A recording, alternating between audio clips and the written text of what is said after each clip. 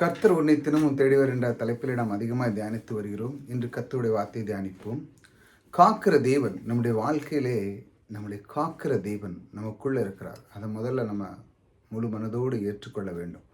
ஆம், எனக்குள்ளே அவர் காக்கிறவர் எனக்குள்ளே இருக்கிறார். அவர் என்னை எந்த விதமாக காக்கிறார் அப்படிங்கிறத நம்ம ஒவ்வொரு நாளும் பார்த்து கொண்டு வருகிறோம். இந்த தொடரில் அற்புதமான இந்த காலை நேரத்தில் நீங்கள் ஒவ்வொரு நாளும் இல்லை மாலை நேரத்தில் பார்க்கும்போது இந்த தேவன் நம்மளை எப்படி காக்கிறார் என்பதுதான் மிக முக்கியமாக நாம் கவனிக்க வேண்டும். அதுதான் நிறைய இப்போ டாப்பிக்கில் நான் பேசிக்கொண்டு வருகிறேன். அதனால் தேவன் நம்ம எப்படியெல்லாம் வழி நடத்துகிறார், அவருடைய அன்பு எப்படி இருக்கிறது, அவருடைய கிருபை எப்படி இருக்கிறது, அவர் எந்த வார்த்தை கொண்டு நம்மளை காக்கிறார், எப்படி இருக்கிறார், எப்படி செய்கிறார் என்றுதான். அதான் இன்று இந்த ஒரு சில வாரத்தில் அவர் நம்மை காக்கிறார். பாருங்கள், பரிசுத்த பிதாவே, நீர் எனக்கு தந்தவர்கள் நம்மை போல ஒன்றாயிருக்கும்படிக்கு நீர் அவர்களை உம்முடைய நாமத்தினாலே காத்துக்கொள்ளும். பரிசுத்த பிதாவே, நம்முடைய தேவன் பரிசுத்த பிதாவே, நீர் எனக்கு தந்தவர்களை நம்மை போல, அதாவது ஒரு ஒற்றுமை. நீங்கள் நமக்கு தந்தது யார்? நம்முடைய குடும்பத்தில் மனைவி, பிள்ளைகள், இதையெல்லாம் இருக்குது, உறவுகள், மற்ற எல்லாமே நிறைந்திருக்கு. ஆனால் அதை எப்படி அதை சொல்லுதா பாருங்க, நம்மை போல ஒன்றாக இருக்கும்படி. ஒன்றாக இருக்குது இந்த உலகத்தில் மிகப்பெரிய ஒரு பலம். பாருங்கள், சில குடும்பங்கள் பாருங்கள், ஒரு சின்ன நிகழ்ச்சி நடந்தாலும் சித்தப்பா, பெரியப்பா மற்றும் உறவினர்கள், தாத்தா, பாட்டி, அத்தை, மாமா, இப்படி நிறைய வந்துடுவாங்க. ஒரு சின்ன விஷயம் அந்த குடும்பத்திலேயே பார்த்திங்கன்னா பாதி பேர் அவங்க தான் இருப்பாங்க, மீதி பேர் குறையாக தான் இருப்பாங்க. அந்த அளவுக்கு ஒரு பெரிய குடும்பமாக இருக்கும். ஒரு சின்ன விஷயத்தில் என்னாலும் அவங்க டக்குன்னு ஒரு ஹெல்ப் பண்ணதுக்கோ மற்ற காரியத்துக்கோ உள்ள சென்று செய்கிறோடைய அளவுக்கு பல குடும்பங்கள் இப்பவும் இருக்குது. ஆனால் நிறைய இடத்துல ஏன் இந்த மாதிரி இந்த ஒற்றுமையாக இருக்கிறதெல்லாம் உடைஞ்சு போகுது அப்படின்னா, அவங்களுக்குள்ள ஒரு கம்யூனிகேஷன், அதாவது பாண்டு, பேசுகிறது குறைஞ்சிட்டு. முந்தி அப்படி இல்லை. ஒரு காலங்கள்லாம் இப்போ ஒரு இடத்துல வராங்கன்னா ஒரு திருவிழா நடக்கு, கொடை விழா நடக்கு, பிரதிஷ்டை நடக்கு, ஏதோ ஒன்று நடந்து கொண்டு இருக்கு, நல்ல நிகழ்ச்சி ஒருத்தருக்கு வராங்கன்னா, இப்போ அந்த ஊரில் நடக்குன்னா இந்த ஊரில் போய் அந்த வீட்டில் போய் இருப்பாங்க.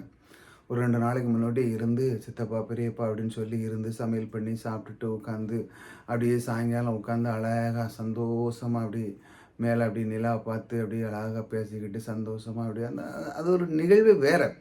அதில் என்ன நடந்துச்சுன்னா, ஒருவருக்கொருவர் அவங்க பேசும்போது சில விஷயங்களை அவங்க கற்றுக் கொடுக்குறாங்க. இப்போ அவங்க சொல்லுவாங்க, எனக்கு இந்த மாதிரி நிலம் இருக்குது, அதில் பயிரிடுதேன், அப்படி செய்கிறேன், இப்படி செய்கிறாங்க. அவங்க இப்படி சொல்லுவாங்க, நீங்கள் அதை செய், இதை செய், இந்த நேரத்தில் இதை விதை, எந்த நேரத்தில் அறுக்கணும், இப்படி சில காரியங்களை அவங்க சொல்லி கொடுப்பாங்க. இது எங்கேருந்து வருதுன்னா, அங்கே போய் அவங்களுடைய கம்யூனிகேஷன், அதாவது அவங்களுடைய உறவை, அது அங்கேருந்து தான் வருகிறது. இது எங்கேருந்து கிடைக்கிறேன்னா, பரிசுத்த ஆவியானவரிடத்தில் அந்த ஐக்கியம் இருக்கும் பொழுது இந்த அன்பு அந்த காலத்தில் அந்த அளவுக்கு அவர்கள் நேசிக்கிற குணம் இருந்து மற்றவர்களை அவங்க பொருள் மேலே அதிகமாக நேசிக்க மாட்டாங்க. இன்றைக்கு உள்ள காலத்தில் பாருங்கள், எல்லாமே பொருள் மேலே தான் நேசிக்கிறாங்க. மனிதன் மேலே நேசமே இல்லை.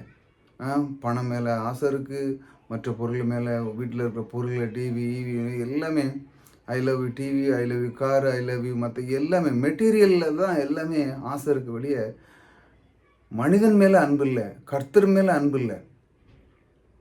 இந்த மாதிரி அந்த உறவு அப்படி இல்லாத காரணத்தினால தான் அவங்களிடத்தில் ஒற்றுமை இல்லாமல் இருக்குது. அதுதான் தேவன் அதை சொல்லிக் கொடுக்குற பாருங்க. பரிசுத்த பிதாவை நீர் எனக்கு சொல்லுகிறான். யோசுவா சொல்ல, பரிசுத்த பிதாவை நீர் தந்த அந்த மக்கள் எனக்கு தந்தவர்களே, அந்த மக்கள் யோசுவா அந்த காலகட்டத்தில் அவர் சொல்ல, நீ தந்த மக்களை நம்மை போல ஒற்றுமையாக இருக்கும்படி, ஒன்றாக இருக்கும்படி, ஒற்றுமை ஒன்றாக சேர்ந்து ஏதோ அந்த ஒரு ஐக்கியத்தில் இருக்கும்படி, இந்த மாதிரி இருக்க வேண்டும் என்றால் இந்த மாதிரி உறவில் நாம் அதிகமாக இருக்கணும். இந்த மாதிரி சில குடும்பங்கள் இருக்குது, இப்போவும் இருக்குது. நிறைய குடும்பங்கள் நிறைய வாழ்ந்துருக்கிறாங்க. ஆனால் நிறைய பேர் நான் சொல்ல மாதிரி அவங்களுக்குள்ள ஒரு கம்யூனிகேஷன் இல்லை. அதாவது சில வார்த்தை தகராறால் அவங்க உடைந்திருப்பாங்க. ஆனாலும் மீண்டும் அதை நாம் கொண்டு வரலாம். எப்படி? நம்முடைய வார்த்தை கவனமாக செலுத்தும் பொழுது, நம்முடைய வார்த்தை அதிகமாக அவளோடு உறவாடும் போது இதை கொண்டு வரலாம்.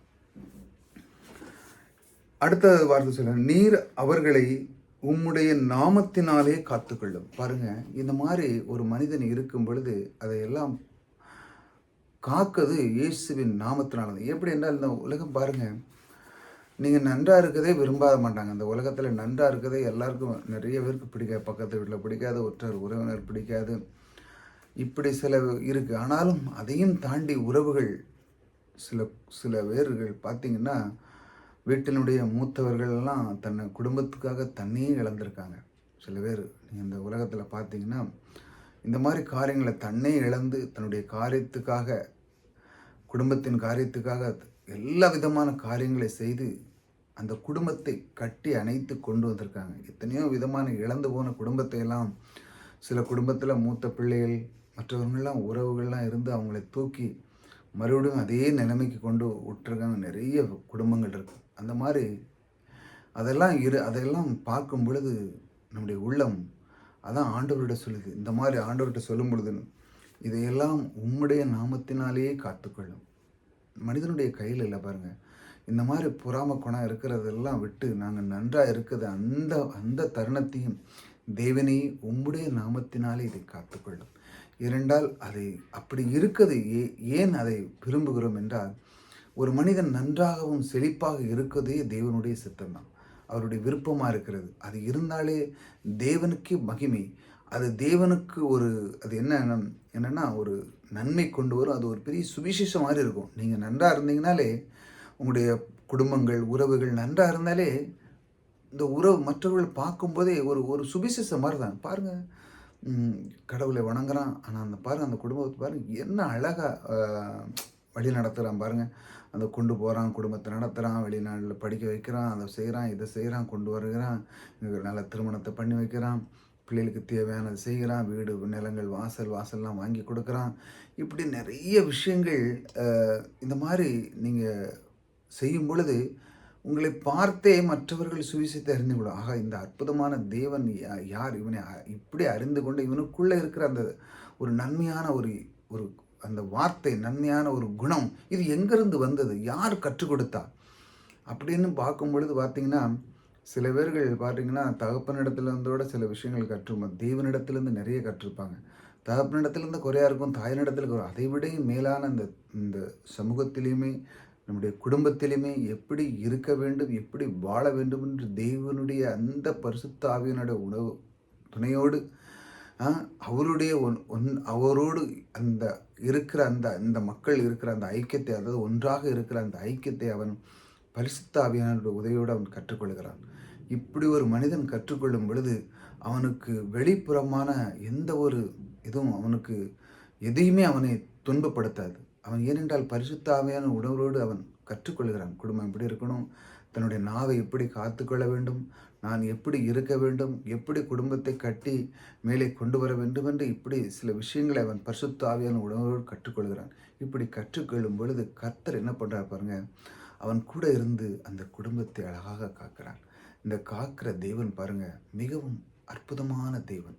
அவர் அந்த அளவுக்கு நம்மை வழிநடத்துகிறார், அந்த அளவுக்கு நம்மை நேசிக்கிறார். இந்த காக்கிற தேவனை நீங்கள் ஒரு நாளும் மறந்து விடாதீர்கள். அவர் நம்மோடு கூட இருக்கிறார். கர்த்தர் உங்களை ஆசீர்வதிக்கிறார்.